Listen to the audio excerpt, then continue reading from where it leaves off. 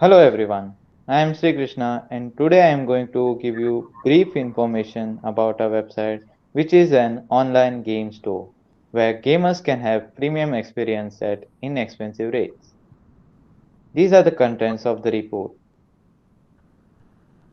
Our website is a responsive game store which is created using HTML, CSS and JavaScript.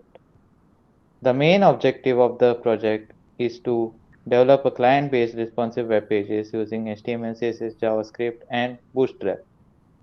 The scope of the project is to develop responsive online game store using the web development tools like HTML, CSS, JavaScript, and Bootstrap, where we can create a library of games and categories to choose from. Here, we sell games at lower cost. Here is the source code which is only related to homepage of our website.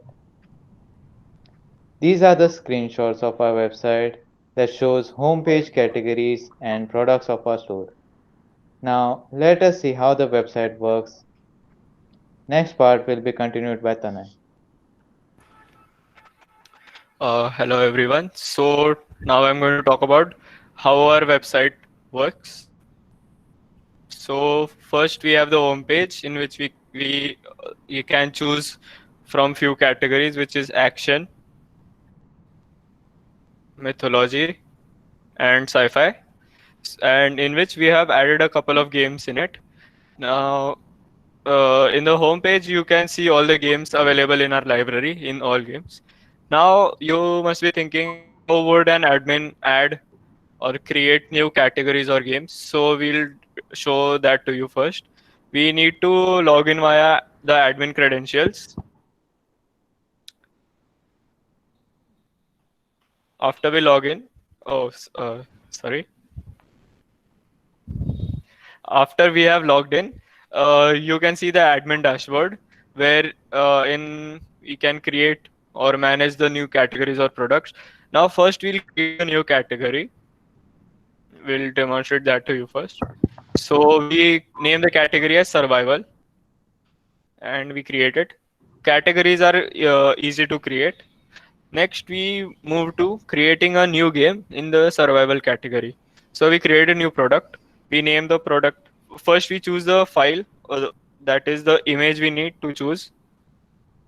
Then we name the game as No Man's Sky.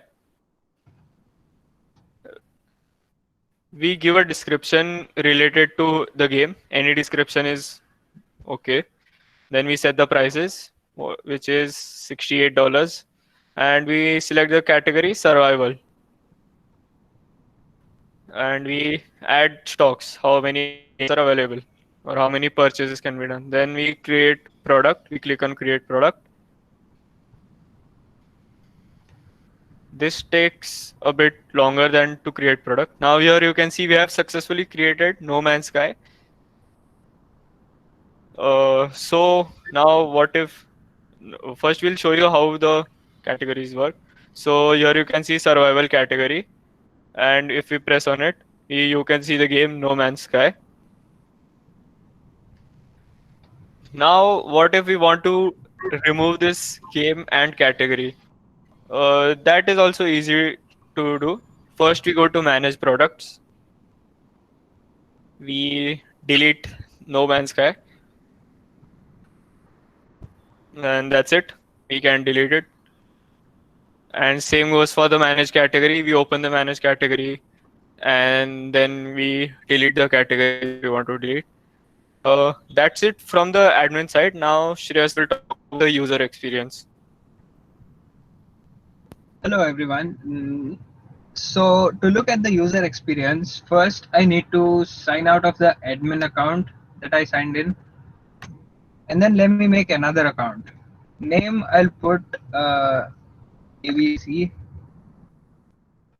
abc@gmail.com and password abcbe, since the password needs to be at least 5 characters.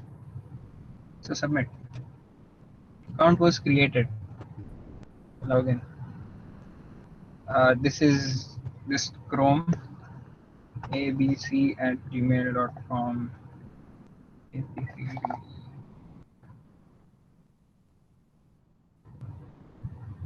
Yeah, so the account is created and we're logged in. This is a user account. As we see, there's no admin dashboard or anything here. So users cannot change your products.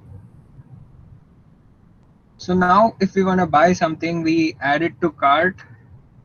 We can go back and add more, add as many as we like. And then this is our cart. So this is saved. Even if you log out and then log back in, your cart is saved and you can pay anytime, and that's it. You bought your games. The payment integration part has not been done yet because there are not going to be any buyers. So that was it. And then if you're not signed in, you need to sign in to add to cart. Now I'm going to talk about some code. This is the create category part that we saw, which Tanay explained. This is the form that was there. It had an input field for the category name and a create category button, which on click calls this function, which is given right here. This sets the state for this app and then calls this create category function, which which is here in this file. It takes the user ID, token, and the category and makes a fetch call to this, which is the backend URL. This is a post request which has a JSON string of this category object in its body, and it has these authorization headers so that uh, any random person with the URL cannot add new categories or something. They're authorized if the person is really an admin or not. And then this request is handled here in the backend. The post request body that's there, that we sent from the front end, comes here. We create a new category, a new instance of this category class, which is imported here from the models folder. It's a Mongoose model.